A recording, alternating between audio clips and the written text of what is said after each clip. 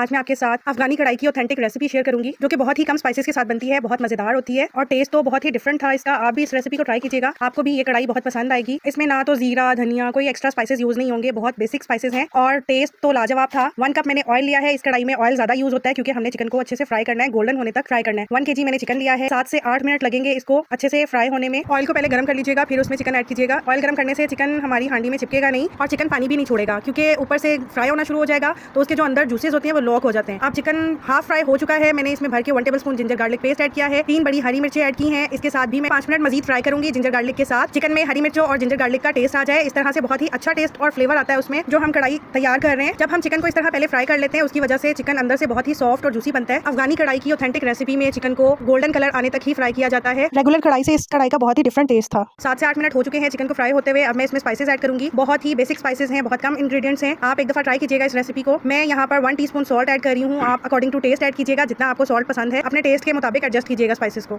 3 से 4 टमाटर के मैंने ब्लेंड करके प्यूरी बना ली है, वो ऐड करेंगे। आपको जितनी ग्रेवी पसंद हो आप उतने ज्यादा टमाटर इसमें ऐड कर सकते हैं। आप टमाटर की प्यूरी डालने के बाद मैंने इसको भूनना है ताकि जो टमाटर का कच्चापन है वो भी खत्म हो जाए, टमाटरों का मॉइस्चर भी खत्म हो जाए। मुझे टमाटर की प्यूरी कम लग रही थी तो मैंने 2 टमाटर और ब्लेंड करके डाले थे। ड्राई चिकन कढ़ाई मुझे बिल्कुल भी पसंद नहीं है, उसमें ग्रेवी थोड़ी सी मुझे अच्छी लगती है, इसलिए मैंने टमाटर की क्वांटिटी थोड़ी ज्यादा की है। अब मैं इसका मेन इंग्रेडिएंट इसमें शामिल करूंगी। फ्रेश क्रश करके ब्लैक पेपर ऐड की है मैंने 1 टीस्पून भर के। आप भी फ्रेश क्रश करके डालिएगा, फ्रेश का बहुत ही अच्छा टेस्ट आता है। पहले से जो काली मिर्चें पीस के रखी हुई होती है ना उसका कोई टेस्ट होता है ना उसकी कोई अरोमा होता है। चिकन को टमाटर की प्यूरी के साथ इतना कुक करेंगे कि टमाटर की प्यूरी थिक हो जाए, जितनी ग्रेवी हमें चाहिए उतना हम इसको रखेंगे और हमारा चिकन भी कुक हो जाए, फुल डन हो जाए। मुझे ब्लैक पेपर थोड़ी कम लग रही थी इसलिए मैंने हाफ टीस्पून ब्लैक पेपर थोड़ी सी और ऐड की है क्योंकि आपको पता है हम चटपटा खाने वाले हैं तो इसलिए थोड़ा स्पाइसी इसको मैंने ज्यादा किया है। हाफ कप मैंने दही ली है जिसको अच्छे से फेंट लिया था ताकि दही में लम्स नहीं हो और इसको जल्दी जल्दी मिक्स कर लेंगे ग्रेवी में ताकि दही ग्रेवी में अच्छे से मिक्स हो जाए और इसका दाना ना बने। हमें कढ़ाई में स्मूथ सी ग्रेवी चाहिए, दानेदार ग्रेवी नहीं चाहिए। इसको ढाँप के मैंने 5 से 7 मिनट के लिए कुक किया है। ग्रेवी थिक हो चुकी है, ऑयल ऊपर आ चुका है, इतनी ही ग्रेवी चाहिए। जब कढ़ाई कुक हो जाए तो आप इसमें से एक्स्ट्रा ऑयल निकाल सकते हैं क्योंकि इतना ऑयली खाना हम रूटीन में यूज नहीं करते तो आप इसमें से ऑयल कम कर सकते हैं। लेकिन पहले हमने चिकन को फ्राई करना था इसलिए इसमें ऑयल ज्यादा डलता है। अब मैं इसमें हाफ कप टेट्रा पैक की क्रीम ऐड कर दूंगी और इसको भी मजीद 2 से 3 मिनट कुक करूंगी ताकि क्रीम अच्छे से